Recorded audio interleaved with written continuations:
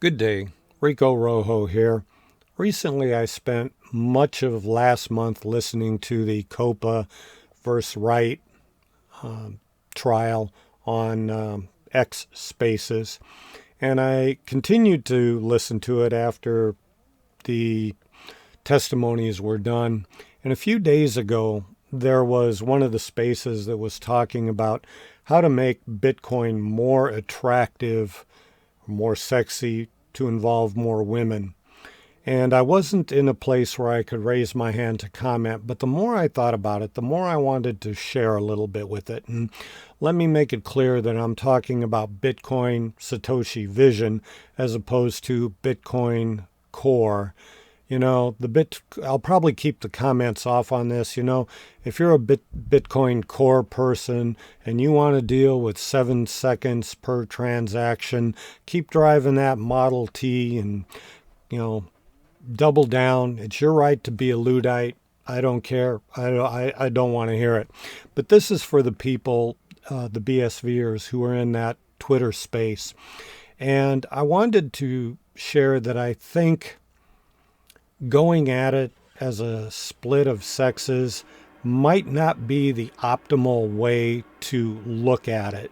And what I'm thinking about is this. You live long enough and there are like 4 different types of people that you come across.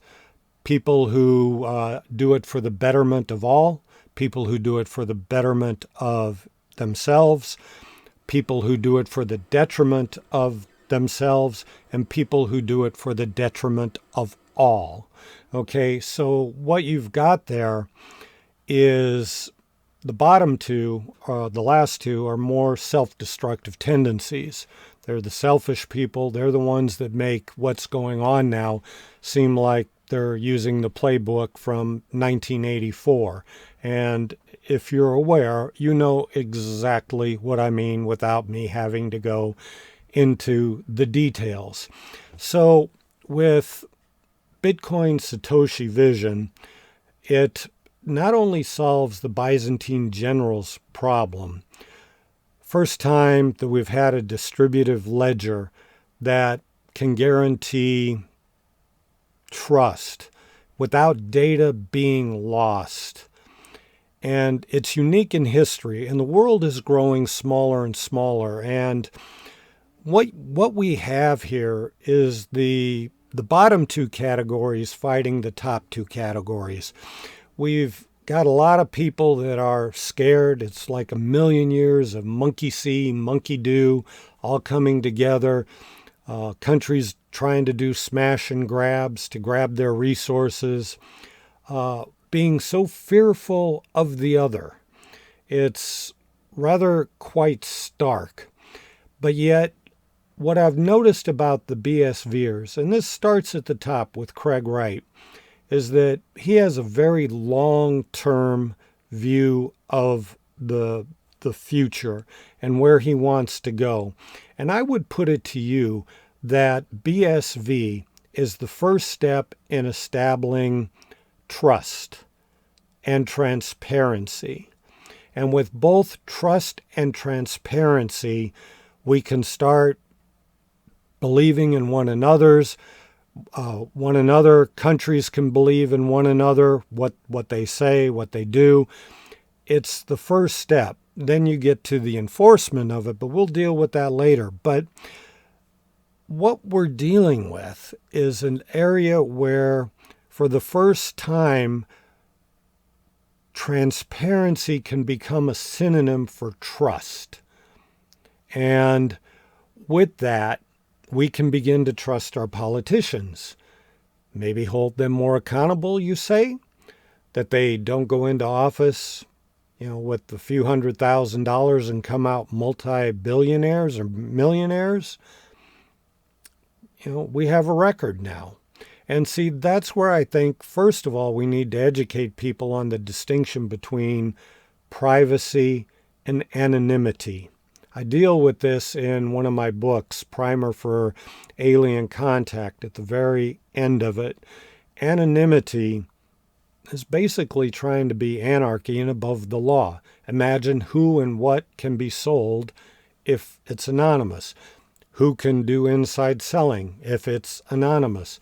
Private transactions are more like you go to Home Depot or Lowe's and you buy a washer and dryer. It's a private transaction between you and the company, but if something happens, you can go back, get the records, get a refund, get a replacement. So there's a big difference here.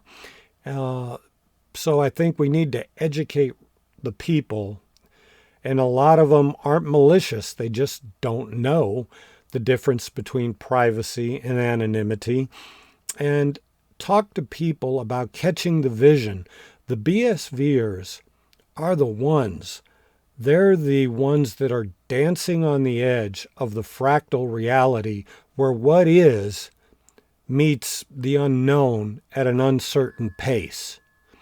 Okay, so it's the powers that be, COPA, those that have a vested interest in keeping it the way it is, that are fighting tooth and nail, and not wanting to go into the future. To me, the BSVers are these beautiful poets that see things that could be and are building.